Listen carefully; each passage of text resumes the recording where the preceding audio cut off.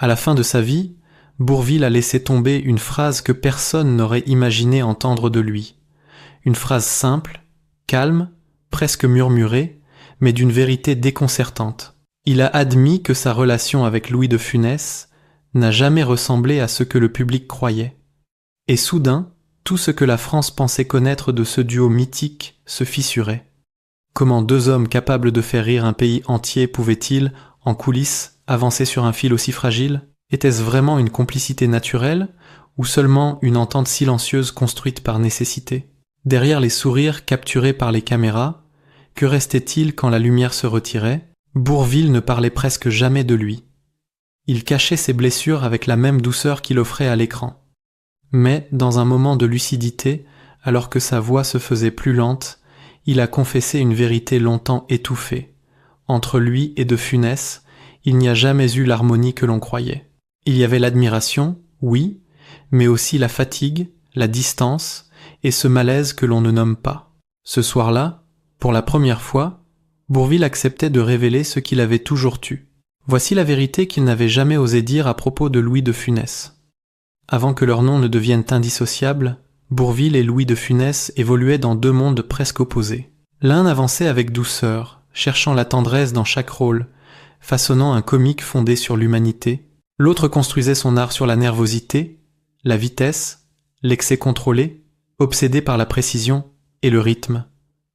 Rien, absolument rien, ne les prédestinait à former un duo, et pourtant, l'histoire les a placés côte à côte. Quand ils se rencontrent pour la première fois, les producteurs voient immédiatement l'opportunité d'un contraste parfait.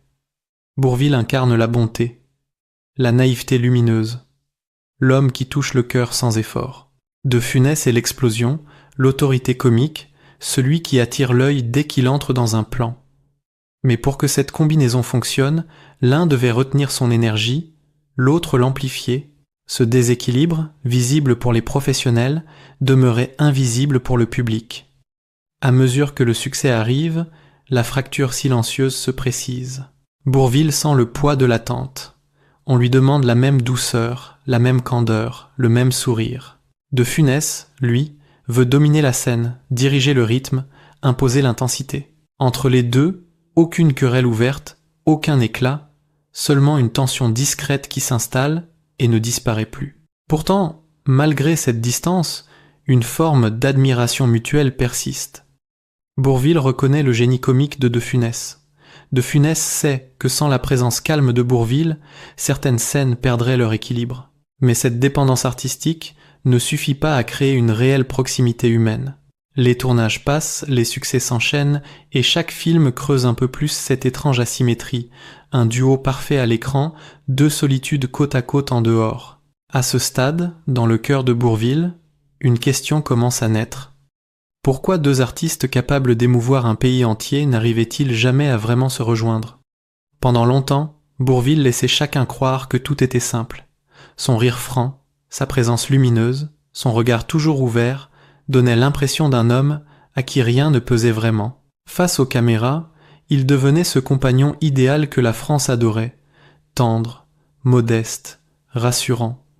Mais derrière cette apparente tranquillité se cachait une vérité dont il ne parlait jamais. Une vérité qu'il n'a accepté de murmurer que bien plus tard, lorsque la fatigue, la maladie et le recul de toute une vie l'ont finalement amené à dire ce qu'il n'avait jamais osé formuler. La première fois qu'il évoque Louis de Funès avec une nuance différente, ce n'est pas dans une interview publique ni lors d'une séance officielle. C'est un soir, entre deux prises, alors que l'équipe de tournage s'est dispersée. Un proche le trouve assis, pensif, le visage tourné vers les projecteurs qui s'éteignent. Il lui demande s'il est fatigué. Bourvil sourit et répond simplement « Fatigué ». Mais pas seulement. Avec Louis, tout est plus lourd que ce que les gens voient. Cette phrase est le premier signe d'une fracture invisible. Une fracture qu'il portait depuis des années sans jamais chercher à la nommer. Ce que Bourvil ressentait profondément n'avait rien à voir avec la jalousie. Il n'enviait pas le succès de Funès. Il admirait même souvent l'énergie dévorante de son partenaire, cette façon unique qu'il avait d'occuper la scène, de transformer la moindre réplique en tempête comique. Bourvil savait reconnaître le génie quand il le voyait. Ce qu'il ne supportait pas, Ce qui l'usait lentement, c'était cette impression constante de devoir s'effacer pour laisser l'autre respirer. Un jour, alors qu'il répétait une scène censée être légère, Bourvil improvise un geste doux, une nuance qui fait rire toute l'équipe. Les regards se tournent vers lui, surpris par cette spontanéité si naturelle. Mais De Funès, lui, ne rit pas. Il garde le silence, les bras croisés, observant la réaction des autres comme si quelque chose venait de lui échapper. Quelques minutes plus tard, il s'approche du metteur en scène et glisse quelques mots discrets. La scène sera rejouée. Le rythme modifié. Dans la version finale, la magie initiale de Bourvil a disparu. Son geste improvisé n'existe plus. Et ce soir-là, en quittant le plateau, il confie à un assistant : « Je voulais seulement offrir un peu de douceur. Mais parfois, la douceur dérange. » Ce n'était pas une critique, c'était un constat lucide, presque résigné. Pour que le duo fonctionne à l'écran, l'un devait prendre l'espace, l'autre devait le céder. Et ce rôle-là, Bourvil l'avait accepté sans explication, sans débat, sans plainte. Mais au fond de lui, une fissure se creusait. L'un des moments les plus marquants survient lors du tournage de La Grande Vadrouille. Ce film deviendra l'un des plus grands succès de l'histoire du cinéma français, mais derrière les coulisses, le tournage fut l'un de ceux où la distance entre les deux artistes se fait la plus grande. Plusieurs membres de l'équipe se souviennent que De Funès arrivait chaque matin avec une énergie presque féroce, décidé à dominer chaque scène. Bourvil, lui, arrivait avec une douceur tranquille, prêt à travailler, prêt à donner sans jamais prendre. Une scène en particulier les marque tous. Bourvil, dans un moment d'inspiration, ajoute une petite inflexion à sa réplique, un détail presque imperceptible mais qui change tout. L'équipe éclate de rire. Même le script lui lance un regard admiratif. De Funès, lui, détourne simplement la tête. Quelques instants plus tard, il demande une nouvelle prise, sans dire pourquoi. La scène est refaite encore et encore, jusqu'à ce que toute trace de ce moment spontanément magique disparaisse. Plus tard, Bourvil dira à un ami de longue date : « Je crois qu'il a peur que je le fasse disparaître, même si je n'en ai ni l'envie, ni la force. » Cette phrase révèle plus qu'un malaise.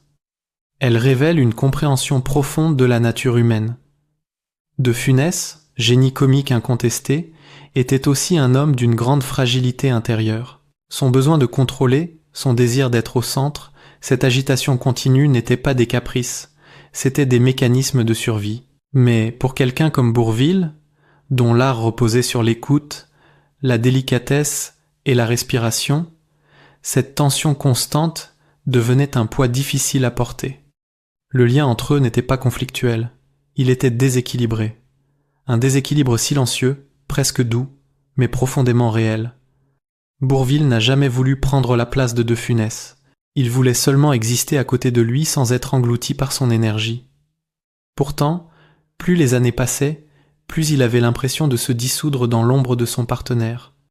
Dans l'un de ces rares moments de confidence, peu avant la fin de sa vie, il dit à voix basse, comme pour lui-même : « Avec Louis, je n'ai jamais su si nous étions un duo ou deux solitudes côte à côte. » Cette phrase résume peu, être mieux que tout ce qu'il avait ressenti.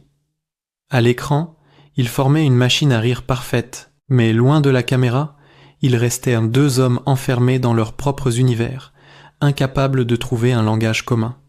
Une autre révélation troublante apparaît lorsqu'il évoque la manière dont il se percevait face à De Funès.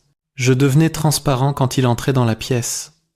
Pas parce qu'il le voulait, mais parce que tout le monde le regardait, lui. Il ne prononce aucune accusation. Il ne cherche pas à régler des comptes. Il dit seulement ce qu'il a vécu, avec cette douceur désarmante qui l'a toujours caractérisé. Et pourtant, malgré cette douleur discrète, il garde une admiration intacte pour De Funès. Il dit un jour en souriant : « Personne ne peut jouer comme lui. C'est un feu.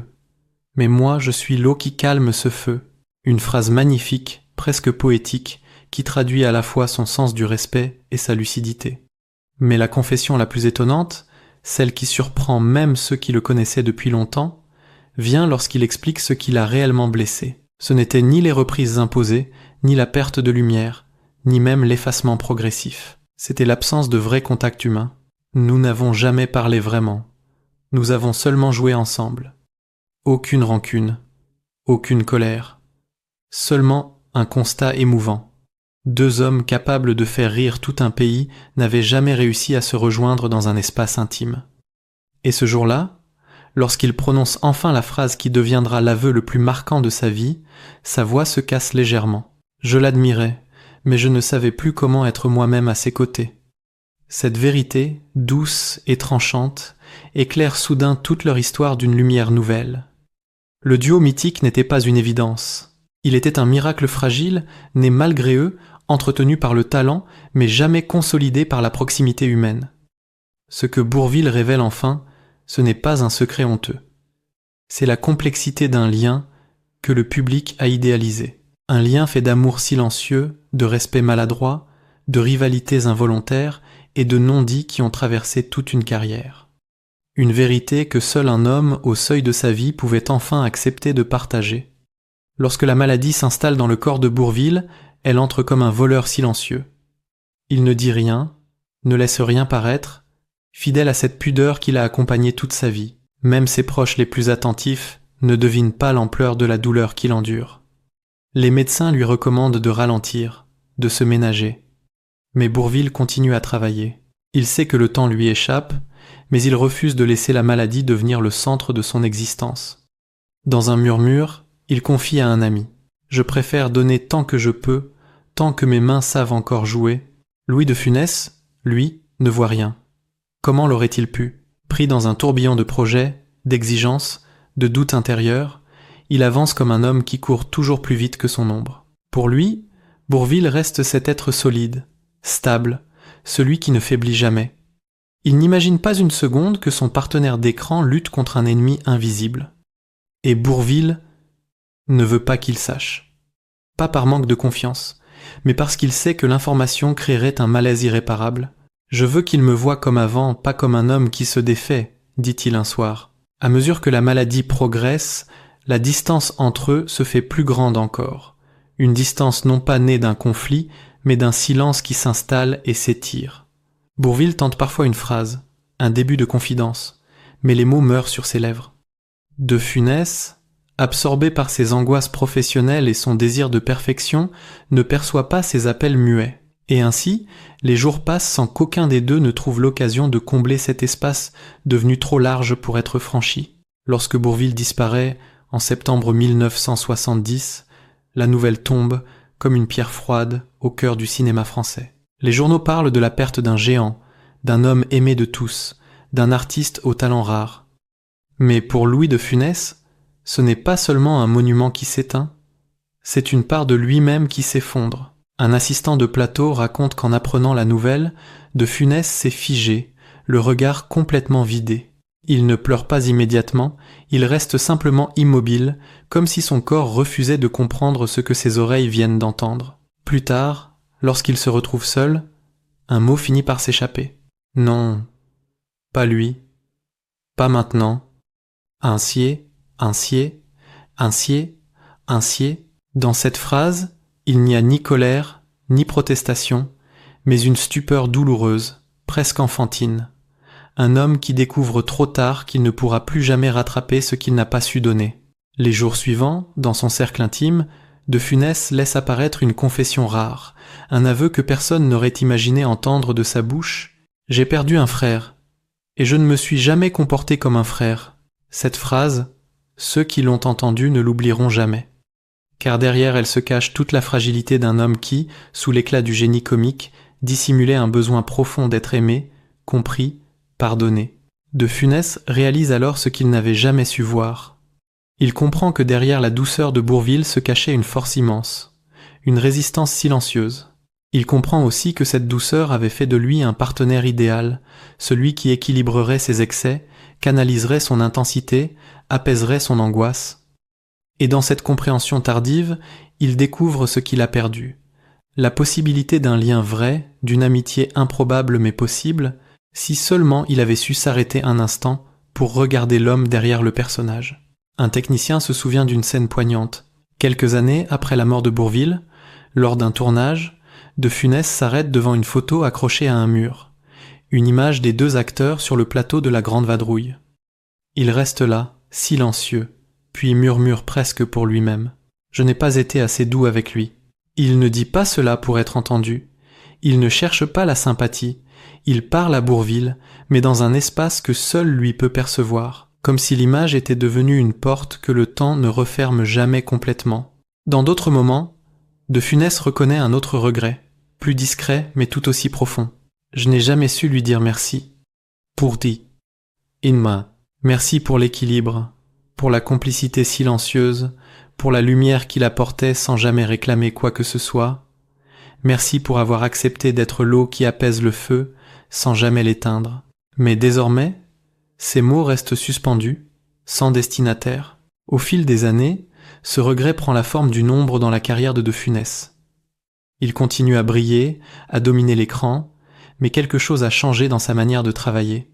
Certains collègues affirment qu'il devient plus attentif, un peu plus patient, presque comme s'il cherchait à réparer, à sa manière, ce qu'il n'avait pas su offrir à Bourvil, non pas par culpabilité, mais par fidélité à un souvenir qui ne le quitte jamais. De Funès confie un jour à un ami proche. Il était la douceur dont mon art avait besoin. Je l'ai compris trop tard. Cette phrase résume tout. Bourvil n'était pas seulement un partenaire comique. Il était l'équilibre, la respiration, la mesure. Sans lui, certaines scènes auraient perdu leur sens, certains films leur âme. Et De Funès le savait désormais avec une clarté presque douloureuse. Aujourd'hui encore, lorsqu'on évoque le duo, on pense d'abord au rire, à la gaieté, aux scènes devenues iconiques. Mais derrière ces images se cache l'histoire plus intime de deux hommes que tout opposait et que le cinéma avait réunis sans jamais réellement les rapprocher. Une relation faite de non-dits, de silence, de respect maladroit, de peur, de fragilité croisée. Et au bout du chemin, un regret qui n'a jamais trouvé de réponse. Peut être que la véritable tragédie n'est pas qu'il ne se soit jamais pleinement compris. Peut être est-elle dans le fait qu'ils auraient pu y parvenir si le temps leur avait accordé quelques années de plus. Mais le cinéma, comme la vie, n'offre pas toujours de seconde chance. Et c'est dans ce regret silencieux que demeure l'émotion la plus profonde de leur histoire. Dans l'histoire du cinéma français, rares sont les duos qui ont marqué la mémoire collective aussi profondément que Bourvil et Louis de Funès. Le public n'a vu que les rires, les poursuites improbables, l'alchimie évidente. Mais derrière cette magie, il y avait un équilibre fragile que ni l'un ni l'autre n'a réellement compris avant qu'il ne soit trop tard. Bourvil avançait avec une douceur presque sacrée, une manière de jouer qui cherchait la vérité humaine. De Funès, lui, portait une urgence viscérale, un besoin impérieux de tout maîtriser pour exister pleinement. Leur relation fut une rencontre de contrastes, belle et douloureuse à la fois. Bourvil avait besoin d'être vu pour ce qu'il était vraiment. De Funès avait besoin d'être admiré. Et entre ces deux nécessités, un espace silencieux s'est creusé, un espace que personne n'a osé traverser. Le cinéma en a hérité des scènes inoubliables, mais les hommes, eux, sont restés à distance l'un de l'autre. Lorsque Bourvil a enfin admis que leur lien n'avait jamais été celui que l'on racontait, il n'a révélé ni rancœur ni amertume. Il a simplement mis des mots sur une vérité que les caméras ne pouvaient pas saisir. Une vérité qui, plus tard, deviendra le regret le plus intime de Louis de Funès. Aujourd'hui encore, leur duo reste un trésor national, mais la véritable émotion ne réside être pas dans ce que nous avons vu à l'écran.